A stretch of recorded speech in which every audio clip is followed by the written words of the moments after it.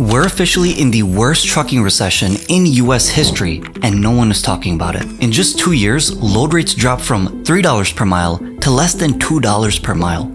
And the worst part is, the cost to run a trucking company is now $2.25 per mile. So, what went wrong? In this video, I'm going to explain how this happened, what's causing this problem, and how you can make money in the trucking recession. So in order to understand how this all started, we have to go all the way back to March of 2020 when the lockdown started. During this time when people were struggling, the trucking industry was actually booming. Since everyone was forced to work remote and social distance, people couldn't spend any of their money on services like restaurants, concerts, vacations, etc. All they could really do is sit at home and buy physical products, things that need to be shipped by trucking companies. And this is where the problem started. Manufacturers started to realize what was going on.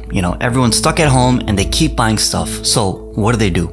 They bought more raw materials and made more products, which of course meant more loads for trucking companies. All of a sudden, within just a few months, the spot market was filled with loads that needed to be delivered and not enough trucks to deliver them. It got so crazy at one point that in Dallas, Texas, the outbound volume, or the number of loads that needed to be shipped, increased by almost 100%. There was literally double the loads than there were before. All I'm saying is, if you had a trucking company during this time, you had brokers begging you to deliver loads for $4 per mile when they used to pay you $2.50 per mile for the exact same lane. And like all good things, when people heard about how much money you could make in trucking, this is when the recession started. Here's a graph that shows how many new trucking authorities are made every single year. And as you can see, from 2011 to 2019, you'll have a few hundred people that start a trucking company and shut down their trucking company. This is pretty normal.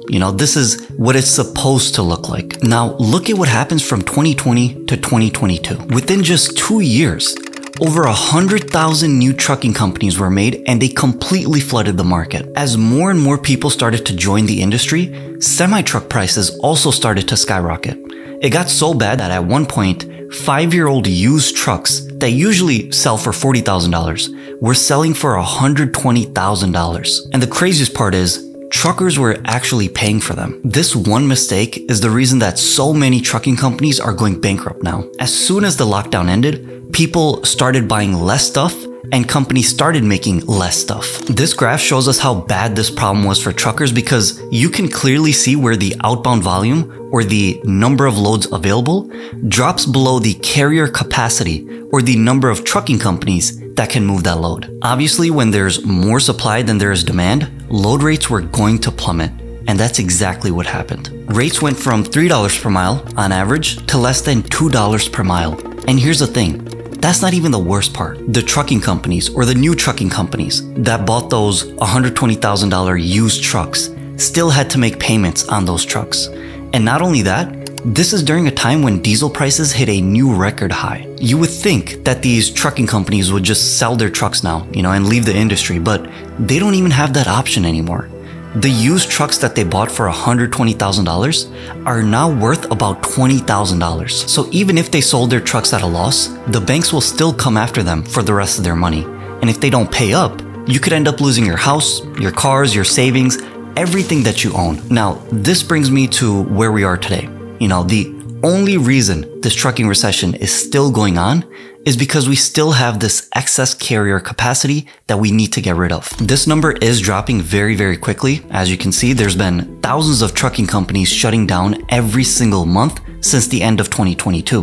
But there's still a long way to go. Now, no one really knows when this trucking recession is going to end. But what I do know is that this is the best time in history to start getting direct shipper contracts. After the lockdown ended, a lot of big carriers panicked and signed contracts with shippers for really low rates. For the past few years, these contract rates have been a little higher than the spot market rates. However, this is about to change very soon, and you can take advantage of it. Let me show you how. Every year around the holiday season, there's a massive spike in the number of loads that need to be moved.